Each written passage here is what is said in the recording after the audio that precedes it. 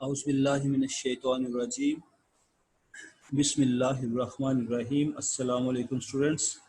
I'm your teacher Slim Yusuf and it is my lecture number 19 for the students of BS English 4th semester. तो students आज के इस lecture में lecture number 19 में हम William Blake की studies जारी रखेंगे। पिछले लेक्चर में हमने विलियम ब्लेक की लाइफ हिस्ट्री पढ़ी, इसकी शायरी की थोड़ी सी क्वालिटीज़ पढ़ी और चंद एक पोइम्स को डिस्कस किया था। जैसे कि आप स्क्रीन पर देख सकते हैं विलियम ब्लेक की लाइफ हिस्ट्री और इसके वर्क से मुतल्लिक पेज आपके सामने है। इसके फर्स्ट 3 पैराग्राफ्स मैंने पढ़े थे। पैराग्राफ नंबर 4 से पढ़ते हैं। पहले इसकी पोइट्री की क्वालिटीज़ को, कैरेक्टरिस्टिक्स को चेक करते हैं। उसके बाद इसकी चंद एक पोइम्स पढ़ेंगे। आज इसकी इंपॉर्टेंट क्वेश्चंस को भी डिस्कस किया जाएगा आपके साथ, ताकि आपके लिए इसे पेपर पॉइंट ऑफ व्यू से तैयार करना आसान हो जाए। तो आइए अपना काम शुरू करते हैं।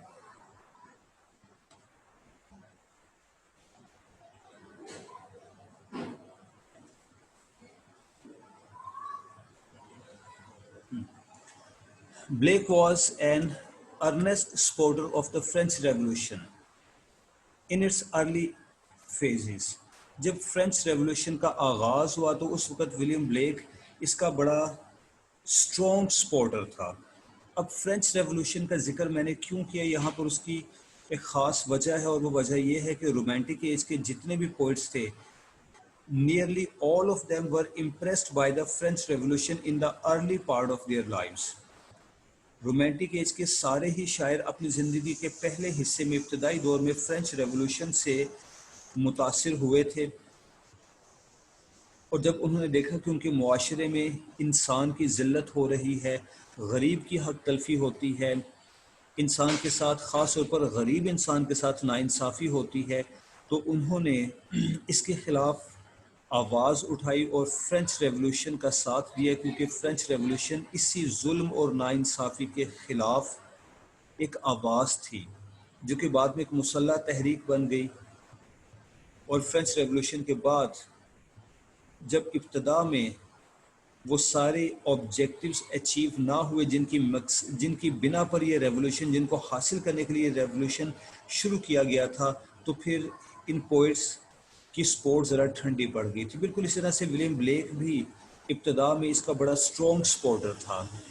He had a publisher friend Joseph Johnson at whose house he met many people of radical opinion.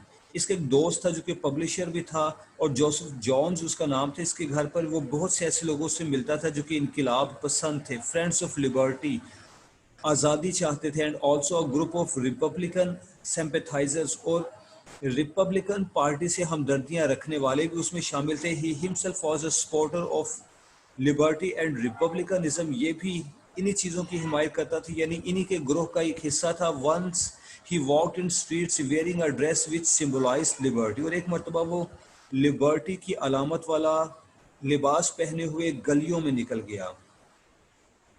तो ये एक पैराग्राफ, छोटा सा पैराग्राफ हमने शामिल किया है ये बताने समझाने के लिए कि इस शायर पर भी फ्रेंच रेवोल्यूशन का असर था। ये फ्रेंच रेवोल्यूशन से मुतासिर था उस दौर के बाकी तमाम शायरों की तरह से। Both the naturalism and realism. Okay, अब हम आते हैं नेचुरलिज्म और रियलिज्म की तरफ, क्योंकि ये दोनों इज़म्स इसकी पोइट्री में हमें नजर आते हैं। रोमांटिक एज के तमाम तर पोइट्स नेचुरलिज्म और रियलिज्म की बात किया करते थे, ये भी उन्हीं की तरह से था। Both the naturalism and realism of the romantic revival found expression in the poetry of Blake. ये दोनों इज़म हमें इस विलियम ब्लेक की शायरी में नजर आते हैं। On the naturalistic side, Blake deals with the love of flower, hills and streams, with the blue sky and the brooding clouds. कहा गया कि जब हम इसको एज अ नेचुरलिस्ट लेते हैं तो ये फूलों से, पहाड़ों से, स्ट्रीम्स, नदियों से, एंड द ब्लू स्काई और नीले आसमान से मोहब्बत रखता है, एंड द ब्रूडिंग क्लाउड्स बारिश बरसाने वाले बादलों से मोहब्बत रखता है। अब इसमें विलियम वर्ड्सवर्थ वाला अंदाज नहीं है, यानी वो फितरत में कोई जिंदा लिविंग बीइंग, जिंदा मखलूक नहीं देखता, वो नेचर को अपना गाइड, अपना टीचर ख्याल नहीं करता। ये वर्ड्सवर्थ से मुख्तलिफ है। ولیم بلیک بس فطرت کی خوبصورتی کو دیکھتا ہے، اس کو سراہتا ہے، اس کو پسند کرتا ہے، اس کی تعریف کرتا ہے. But the mystic vision of the poet touches obscure aspects. لیکن جب ہم اس کو ایز اے مسٹک لیتے ہیں تو یہ بڑے غیر واضح سے ٹاپکس پر بات کرتا ہے and spiritualizes the very common place into something strange and wonderful. اور بڑی عام سی چیزوں کو بڑا عجب زبردست ونڈرفل بنا کر ان کو اسپرچل پوائنٹ آف ویو سے پیش کرتا ہے. اس کو ہر چیز میں روحانیت نظر آتی ہے جب ہم اس کو ایز اے مسٹک دیکھتے ہیں. To Blake every spot is a holy place. اور ولیم بلیک کے نزدیک تو ہر جگہ مقدس ہے. Angels shelter birds from harm. اس کا ماننا ہے کہ پرندوں کو تو فرشتے بچاتے ہیں نقصان سے. جب وہ پرواز کرتے ہیں، جب وہ اڑتے ہیں تو فرشتے ان کو تھام کر رکھتے ہیں کہ کہیں ان کو چوٹ نہ لگ جائے. The good shepherd looks after his shape. اور یہ شیفرڈ چرواہا اپنی بھیڑوں کی دیکھ بھال کرتا ہے. The divine spark burns even in the breast of a savage beast. اور اس کے خیال میں ایک وحشی جنگلی جانور کے دل میں بھی رحم نام کی کوئی چیز ہوتی ہے، کیونکہ ہر جنگلی جانور، ہر وحشی جانور اپنے بچوں کو بڑی محبت سے پیار سے پالتا ہے. Mysticism is usually blended with melancholy in poetry. اگلا پوائنٹ یہ کہا گیا کہ عام طور پر شاعری میں مسٹیسزم کو میلنکلی، سیڈنس، افسردگی کے ساتھ جوڑا جاتا ہے. But the mysticism of Blake is full of joy. جبکہ اس کے مسٹیسزم میں خوشی بھری ہوئی ہے. For him the morning stars sang together and the splendour of life outweigh its shadow.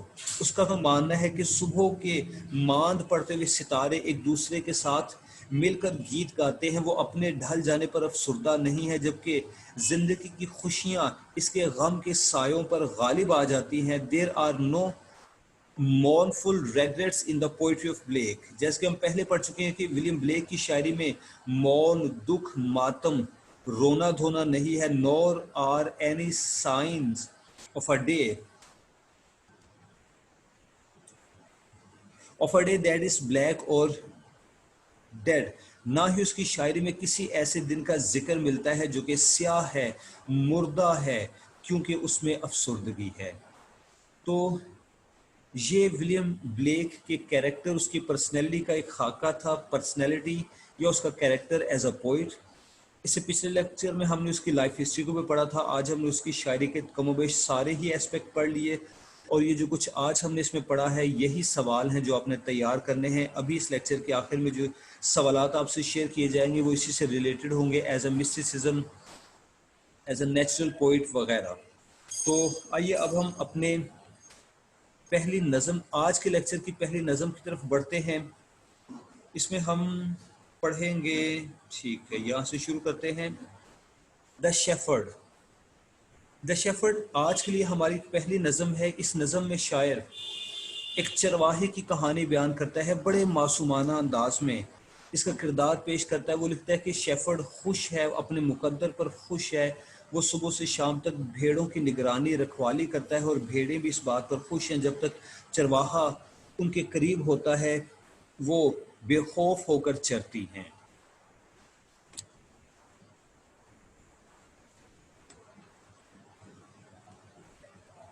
تو شاعر لکھتا ہے کہ how sweet is the shepherd's sweet lot. Lot مطلب ہوگا لک، LUC کے لک، فیٹ، مقدر. فرام دا مارن ٹو دا ایوننگ ہی اسٹریز. اس کا مقدر کتنا اچھا ہے، یہ کتنا خوش قسمت ہے شیفرڈ کہ صبح سے شام تک یہ بھیڑوں کے ساتھ، بھیڑ بکریوں کے ساتھ گھومتا پھرتا ہے. He shall follow his shape all the day. سارا دن یہ اپنی بھیڑ بکریاں چراتا ہے، ان کے پیچھے پیچھے ہوتا ہے. And his tongue shall be filled with praise. اور اس کی زبان پر تعریف ہوتی ہے. جب ہم تعریف کی بات کرتے ہیں تو شاید وہ تعریف رب کی تعریف ہوتی ہے. And his tongue shall be filled with praise, for he hears the lamb's innocent call. یہ بھیڑ کے بچے کی معصوم سی پکار سنتا ہے. And he hears the ye's tender reply. یہ کہتے ہیں بھیڑ کو، والدہ بھیڑ کو. اور اپنے بچے کی آواز سن کر بھیڑ جس طرح سے شفقت کے ساتھ محبت کے ساتھ اس کو جواب دیتی ہے، یہ اس کی آواز بھی سنتا ہے. ہی از واچفل وائل دے آر ان پیس. جب وہ پرسکون گھاس چر رہے ہوتے ہیں تو یہ ان کی نگرانی کر رہا ہوتا ہے. واچفل یعنی ان کی نگرانی کے لیے ایکٹیو ہوتا ہے. فار دے نو، کیونکہ وہ جانتے ہیں. وین دیئر شیفرڈ از نہ مینس نیئر، یہ اولڈ لینگویج کا ورڈ ہے. آج کل ہم اس کو لکھتے ہیں نیئر، نزدیک. تو اس آخری لائن کا مطلب یہ ہے کہ جب بھیڑیں دیکھتی ہیں کہ یہ چرواہا ان کے قریب ہے تو وہ بے خوف ہو کر گھاس چرتی ہیں. تو جناب اس نظم میں شاعر نے شیفرڈ کی زندگی کا ایک پہلو ہمارے سامنے پیش کیا ہے جو کہ بڑا روشن ہے، بڑا خوشگوار ہے. اور وہ کیا ہے کہ شیفرڈ صبح سے شام تک بھیڑوں کی رکھوالی کرتا ہے.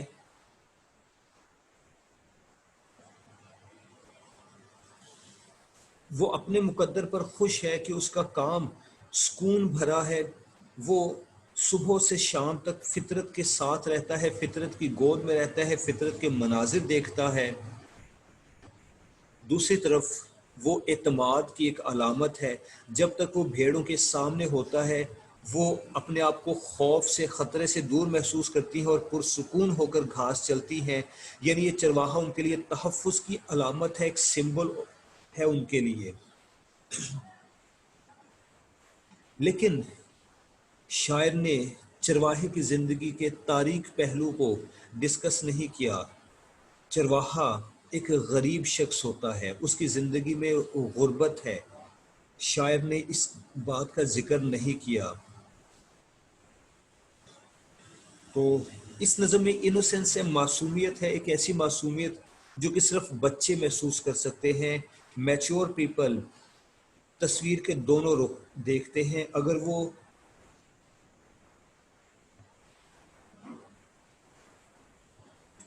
اگر وہ چرواہے کی خوشی اور معصومیت کی داد دیتے ہیں تو وہ یہ بھی جانتے ہیں کہ چرواہے کی زندگی میں غربت نام کی ایک چیز ہے، افلاس اور بے بسی نام کی ایک چیز بھی ہے. اوکے، نیکسٹ پوائنٹ پر آتے ہیں جی. انفینٹ جوائے، ایک بچے کی خوشی. اس نظم میں شاعر صرف 2 دن کی عمر کے ایک بچے کا ذکر کرتا ہے. وہ بچہ ایک پری سے مخاطب ہے، یا پری اس سے مخاطب ہے، اس سے سوال پوچھتی ہے، اس کا نام پوچھتی ہے اور وہ اسے جواب دیتا ہے. تو ہم کہہ سکتے ہیں کہ یہ نظم ایک چھوٹے بچے اور ایک پری کے درمیان مکالمہ ہے، ڈائلاگ ہے. شاعر لکھتا ہے کہ آئی ہیو نو نیم، میرا کوئی نام نہیں ہے. I am but 2 days old، میری عمر صرف 2 دن ہے. وٹ شیل آئی کال دی، میں تجھے کیا نام دوں. آئی ہیپی ایم، میں خوش ہوں. یہ جو تھرڈ لائن ہے وٹ شیل آئی کال دی، یہ اس پری، اس فیری کی آواز ہے، یہ اس فیری کے الفاظ ہیں. اس کی طرف سے سوال ہے، اس نے اس بچے کو مخاطب کر کے کہا کہ میں تجھے کیا نام دوں. جوائے از مائی نیم، تو اس بچے نے جواب دیا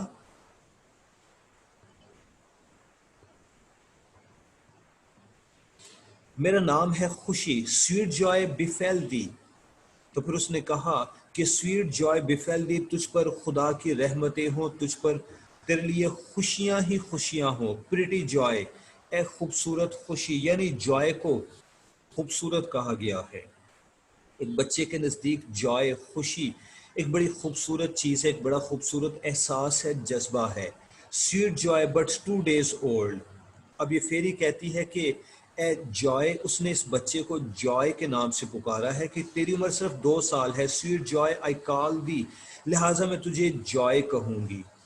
Thou dost smile، تو مسکراتا ہے. I sing the while، جس لمحے میں گیت گاتی ہوں تو مسکراتا ہے، یا جب مسکراتا ہے تب میں گیت گاتی ہوں. سیڈ جوائے بفیل دی، اور میری دعا ہے کہ تجھے خوشیاں نصیب ہوں. اس نظم میں کوئی بہت بڑا افسانہ، کوئی بہت بڑا فلسفہ نہیں، کوئی مورل لیسن، کوئی تھیم نہیں ہے. صرف ایک معصوم بچے کی خوشی اور اس کا ڈائلاگ ہے ایک فیری کے ساتھ. ہم صرف یہ سمجھتے ہیں اس میں کہ ایک چھوٹے بچے کے ساتھ پریاں مخاطب ہوتی ہیں. نیکسٹ اسپرنگ، یہ ایک اور نظم ہے جس کی جو کہ موسم بہار سے متعلق ہے، اور یہ نظم پوئم آف نیچر کہی جا سکتی ہے. اس میں فطرت کی خوبصورتی کا ذکر ہے. اس نظم کی سیٹنگ کچھ اس طرح سے ہے کہ بہار کا موسم ہے، پرندے چہچہا رہے ہیں، ہر طرف خوشی ہے، رونق ہے۔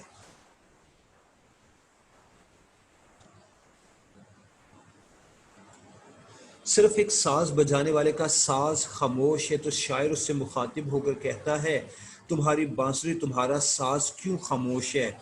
اس ساز کو بجاؤ کیونکہ بہار کا موسم ہے۔ تو شاعر لکھتا ہے کہ sound the flute now it's mute, us float کو، اس بانسری کو بجاؤ، اس لمحے یہ خاموش ہے۔ تو اسٹوڈنٹس اس نظم میں بھی دیکھیے گا کہ ترنم، لیرک بڑی زبردست ہے۔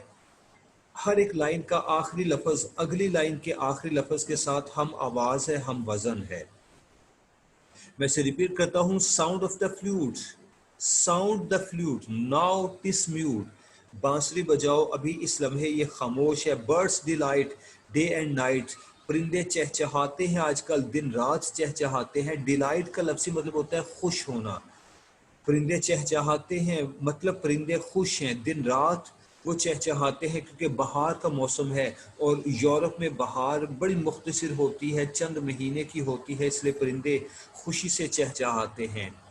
Nightingale in the dale, dale means وادی، نائٹنگیل ڈیل دونوں ہم آواز الفاظ ہیں، اسی سے اس نظم میں سر پیدا ہوتا ہے، ترنم پیدا ہوتا ہے، اس کو میوزک کے ساتھ، موسیقی کے ساتھ گایا جا سکتا ہے۔ لارک ان سکائی میریلی، کہتے ہیں کہ نائٹنگیل وادی میں چہچہاتی ہے، لارک آسمان پر گیت گاتی ہے، merrily merrily to welcome in the year, اور سال کے اس حصے کو خوش آمدید کہتے ہیں یہ پرندے چہچہا کر۔ Little boy full of joy, اور یہ جو چھوٹی عمر کا لڑکا ہے یہ بھی خوشی سے بھرپور ہے۔ Little girl sweet and small, یہ چھوٹی بچی جو بڑی معصوم اور چھوٹی سی ہے۔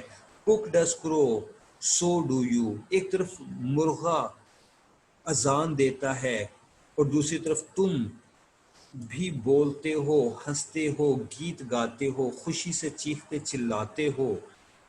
میری وائس انفینٹ نوائس، اور اس بچے کی آواز بڑی خوشگوار آواز ہے۔ تو جناب اس سیکنڈ سٹینزا میں شاعر نے موسم بہار کو خوش آمدید کہنے کے لیے اسے پرندوں سے منسوب کیا ہے کہ تمام تر پرندے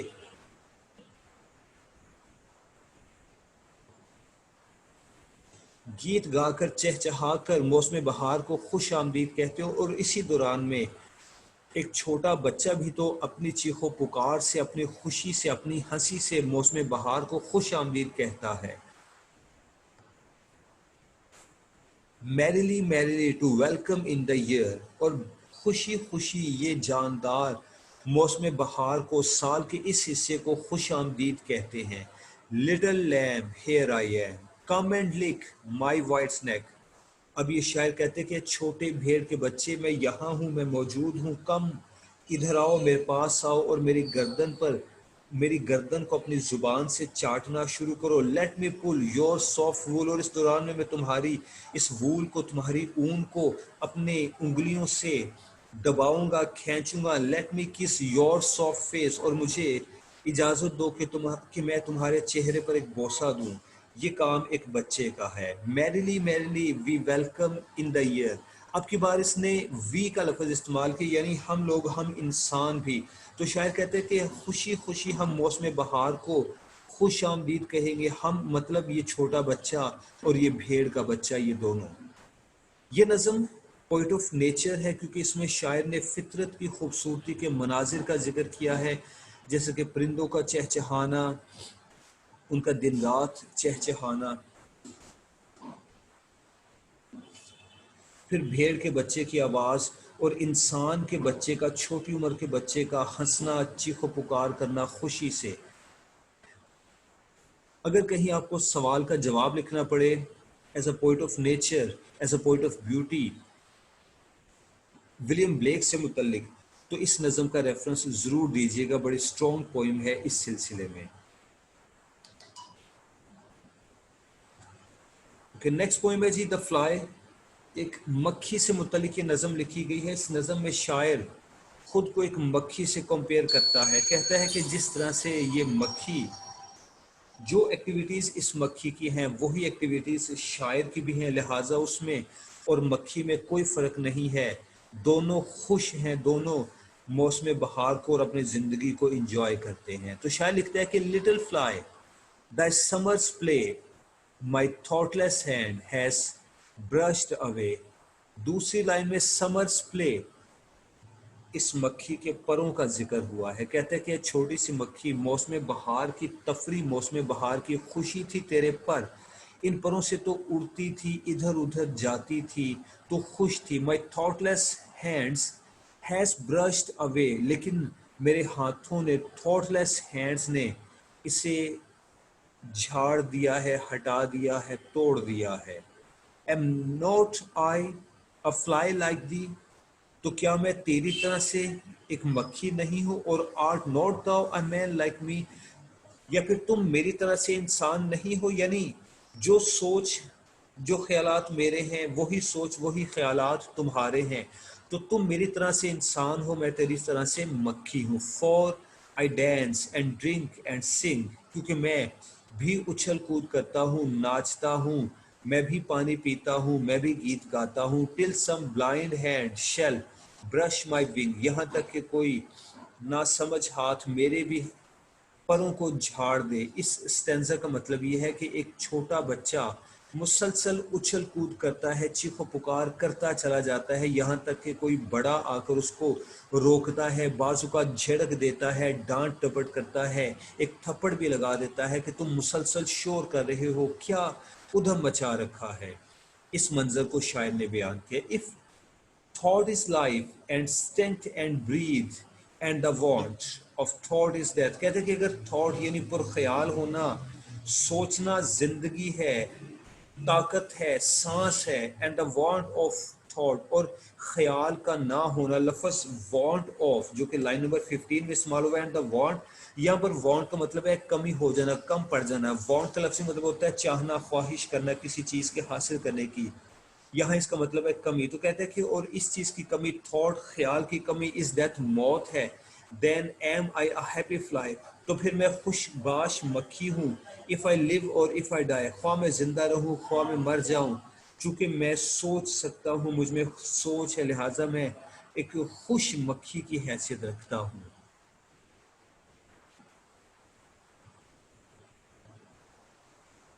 نیکسٹ پوئم کو پڑھنے سے پہلے ہم ولیم بلیک کے سوالات کو ڈسکس کرنا چاہیں گے، کیونکہ جو کچھ ہم نے پڑھا ہے اس کو as a mystic, as a poet of beauty, as a poet of nature, اس کی لیریسزم، اس کی لیرک، اس کا ترنم، یہ سب کچھ اس کے سوالات ہیں.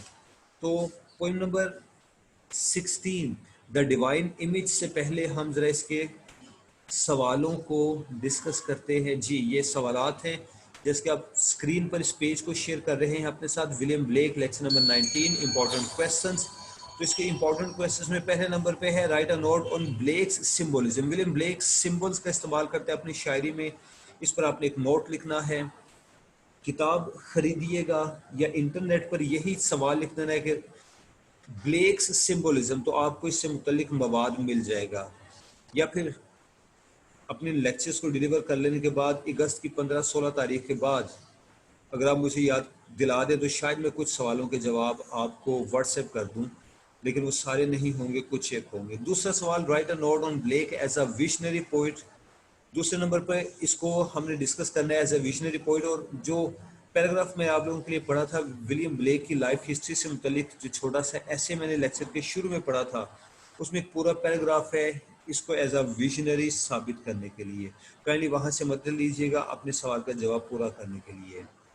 تیسرا سوال، write a note on Blake as a romantic poet. ہم نے ولیم بلیک کو as a romantic poet discuss کرنا ہے. ڈیفینیٹلی ولیم بلیک ایک رومانٹک پوئٹ ہے کیونکہ اس کا تعلق رومانٹک ایج سے تھا، اور اس کی شاعری کلاسیکل ایج کی شاعری سے مختلف ہے.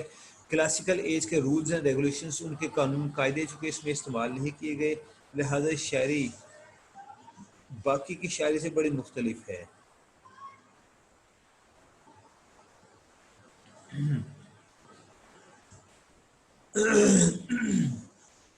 اس کے بعد سوال نمبر 4 ہے جی write a note on Blake as a mystic. ہم نے اس کو ایز اے مسٹک بھی پڑھا ہے، ایک پورا پیراگراف پڑھا ہے اس سے متعلق، اس کی شاعری میں بھی مسٹیسزم کا ذکر ہے. سوال نمبر 5، describe the qualities of songs of innocence and songs of experience. اس کا جو کمبینیشن آف پوئمز ہے جو مسودہ ہے، جس میں اس کی نظمیں ہیں، اس کو ہم اینتھولوجی کہتے ہیں. اینتھولوجی ایک ایسی بک ہے جو کہ پوئمز کا مجموعہ ہوتی ہے. تو اس کے songs of innocence and songs of experience کو ہم اینتھولوجی کا نام دیتے ہیں. اس کی اینتھولوجی میں جتنی بھی پوئمز ہیں ان کی کوالٹیز کا ذکر آپ سے پوچھا گیا ہے کہ اس میں کون سی کوالٹیز ہیں. تو جناب اس میں یہی مسٹیسزم ہے، رومانس ہے، ویژن ہے اور سمبولزم ہے، لو ہے، لو فار نیچر ہے، لو فار بیوٹی ہے. جب آپ ان پہلے 4 سوالات کو تیار کر لیتے ہیں تو 5ویں سوال کا جواب آپ کے لیے خود تیار ہو جائے گا، کیونکہ آپ نے لکھنا ہے کہ اس کے جتنے بھی پوئمز کتاب songs of innocence and songs of experience میں ہے، اس میں مسٹیسزم کا ذکر ہے، رومانس کا ذکر ہے، ویژن کا ذکر ہے اور بہت کچھ. اچھا جی، ان 5 سوالوں کے جواب آپ لوگوں نے تیار کرنے ہیں اپنے آنے والے پیپر کے لیے. اب ہم اپنی نیکسٹ پوئم کی طرف آتے ہیں. انفینٹ جوائے پڑھ چکے، اسپرنگ بھی پڑھ چکے، دا فلائی بھی پڑھ چکے ہیں، دا ڈیوائن امیج پڑھنا ہے. ٹھیک ہے جی، دا ڈیوائن امیج تھوڑی سی لانگ پوئم ہے، کم و بیش 20 لائنز ہیں اس کی، یہ 20 سے زیادہ ہے. تو اس کو پڑھنا شروع کرتے ہیں. اس میں شاعر 3 کوالٹیز کا ذکر کرتا ہے اور یہ ساری نظم ان کوالٹیز سے متعلق ہیں. وہ کوالٹیز ہیں مرسی، پیٹی اینڈ پیس. اور اس نظم کے سینٹر میں شاعر کہتا ہے کہ یہ جو 3 کوالٹیز ہیں یہ رب کا وجود ہے، یہ رب کی کوالٹیز ہیں، یہ رب ہے. کیونکہ رب مرسی ہے، رحم ہے، رحمت ہے، پیٹی ہے اور پیس ہے، امن ہے. تو آئیے اس نظم کو شروع کرتے ہیں. تو مرسی، pity, piece and love. G 4 qualities ہیں جناب، مرسی، پیٹی، پیس اینڈ لو. لو بھی اس میں شامل ہے.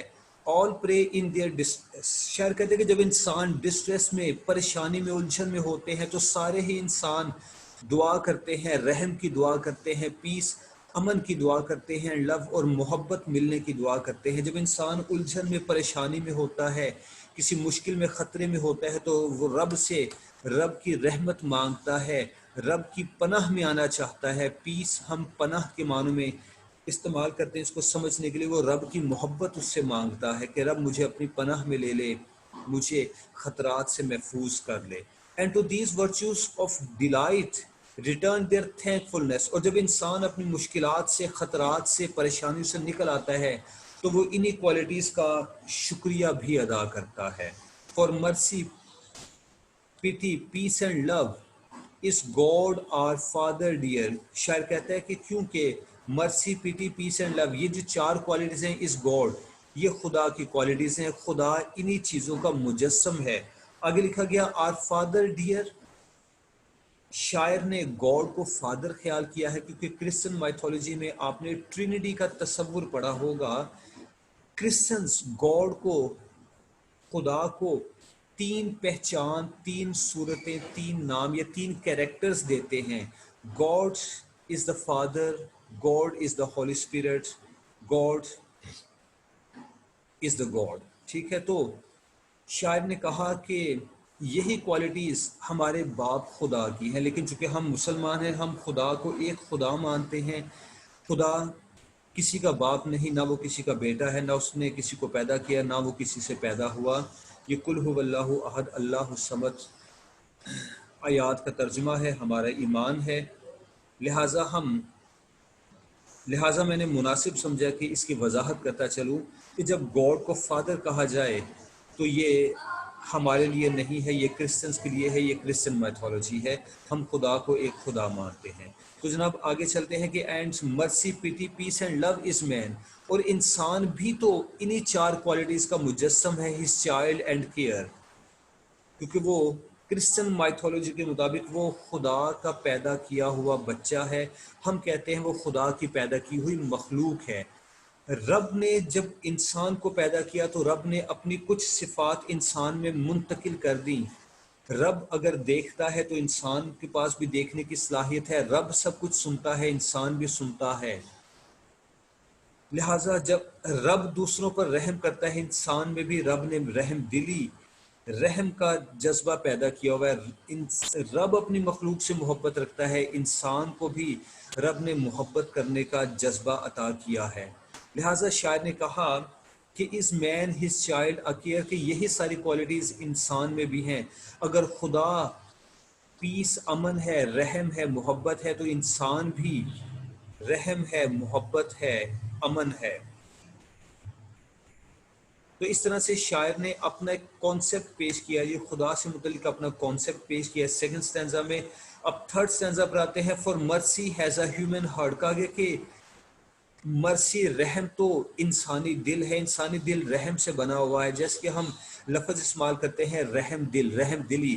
پٹی اے ہیومن فیس, انسانی چہرہ ترس ہے, ترس کے تاثرات ہمارے چہرے پر نمایاں ہوتے ہیں. And love the human form divine, اور محبت کیا ہے, انسانی وجود ہے, انسان سارا کا سارا محبت ہے. And peace the human dress, اور امن انسان کا لباس ہے. اس طرح سے شاعر نے اس تھرڈ سٹینزا میں ہیومن اناٹمی بیان کی, انسان کے وجود کو بیان کیا ان چار چیزوں سے تشبیہ دے کر کہ انسان سارے کا سارا امن ہے, محبت ہے, رحم دلی ہے.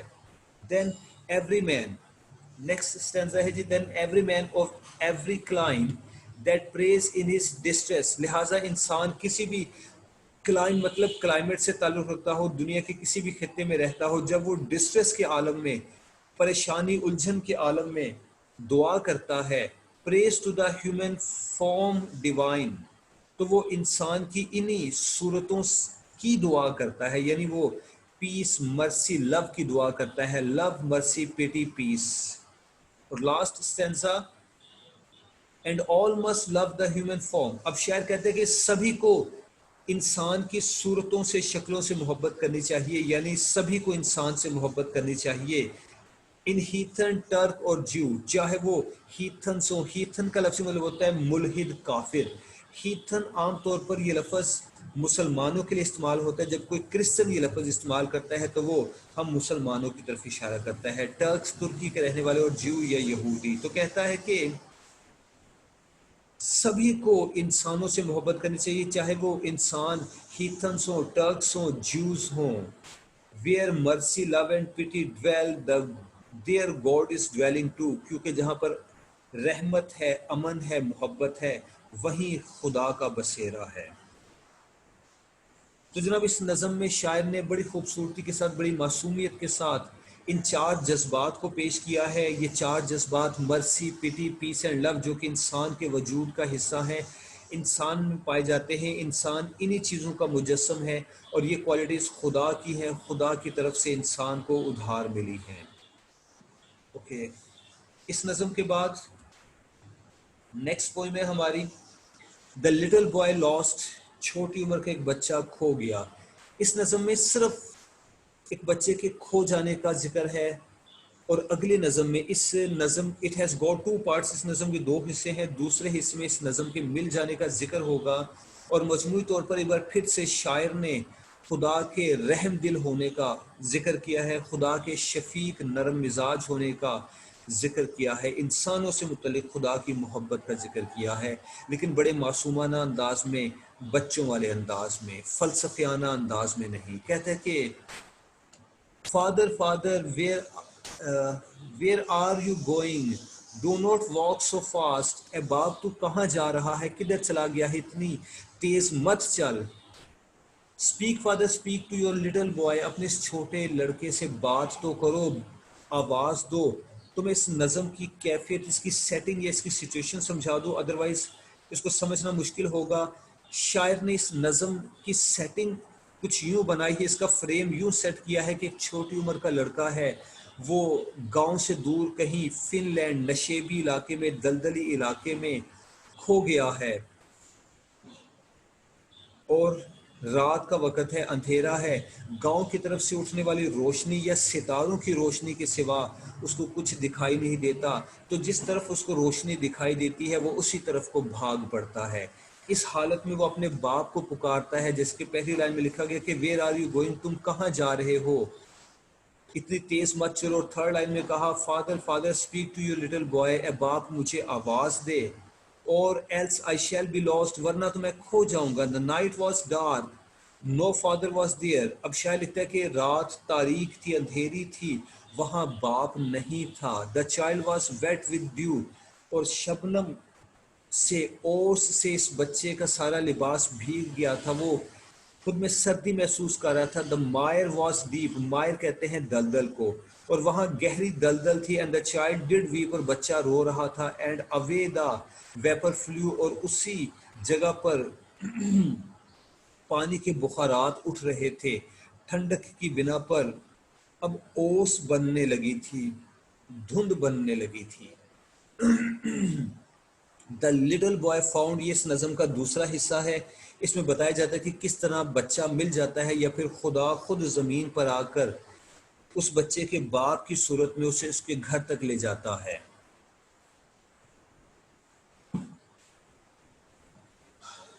The little boy last in the lonely fan, کہا گیا کہ چھوٹا بچہ جو کہ تنہا فن لینڈ میں، نشیبی علاقے میں، دلدلی علاقے میں کھو گیا تھا.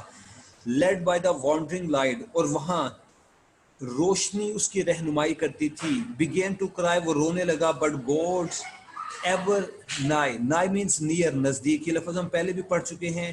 ولیم بلیک کے زمانے میں لفظ نائے مطلب تھا نیئر، نزدیک. اب ہم اس کو نیئر کہتے ہیں، سپیلنگ بھی اس کے بدل گئے ہیں. Appear like his father in white, تو خدا جو کہ ہمیشہ اپنی مخلوق کے قریب ہوتا ہے، وہ سفید لباس پہنے ہوئے اس بچے کے باپ کی صورت میں اس کے سامنے آتا ہے. شاعر نے اس پہلے سٹینزا میں کانسیپٹ دیا، جیسے میں نے پہلے کہا تھا کہ کرسچنز گاڈ کو ایک کیریکٹر، ایک پہچان دیتے ہیں کہ God is a father, God is the holy spirit and God is the God himself. تو شاعر نے گاڈ کو فادر کے طور پر پیش کیا کہ گاڈ فادر بن کر سفید لباس میں اس بچے کی مدد کے لیے آتا ہے. لیکن ہم کہیں گے کہ خدا اس بچے کے باپ کا روپ دھار کر اس کی رہنمائی کرنے کے لیے آتا ہے.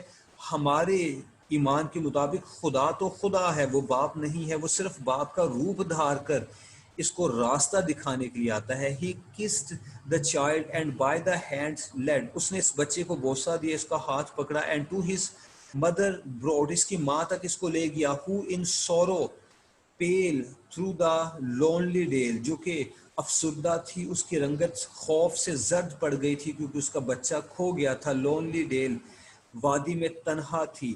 ہر لٹل بوائے ویپنگ سو، اس کا بچہ جو رو رہا تھا. سوٹ، اس کو تلاش کر رہی تھی. سوٹ مطلب تلاش کرنا. تو اس ماں تک خدا اس بچے کو لے گیا. تو جناب اس نظم میں ایک بچے کے کھو جانے کی، اس کے مل جانے کی کہانی ہے آن دا سرفیس، اور انڈر دا سرفیس شاعر نے خدا کی رحمت کا ذکر کیا ہے، خدا کو مہربان کے طور پر پیش کیا ہے. تو ڈیئر اسٹوڈنٹس، آج کا یہ لیکچر ہم یہاں پہ ختم کرتے ہیں. آج کے اس لیکچر میں ہم نے ولیم بلیک کو کمپلیٹ کیا، اس کی پوئمز کو پڑھا. William black as a poet ہم نے ڈسکس کیا، اس کی شاعری کے مختلف پہلو ہم نے ڈسکس کیے، اور اس کے سوالات بھی آپ تک پہنچائے گئے. آپ کے لیے مشورہ ہے کہ میرے جتنے بھی لیکچرز آپ کو مل رہے ہیں لیکچر نمبر 11 سے آن ورڈس، کائنڈلی اس کو ڈاؤن لوڈ کر لیں اور اس کو توجہ سے سنیں بھی، اس کو پڑھیں بھی. اور اگلے لیکچر تک کے لیے مجھے اجازت دیجیے. اللہ حافظ.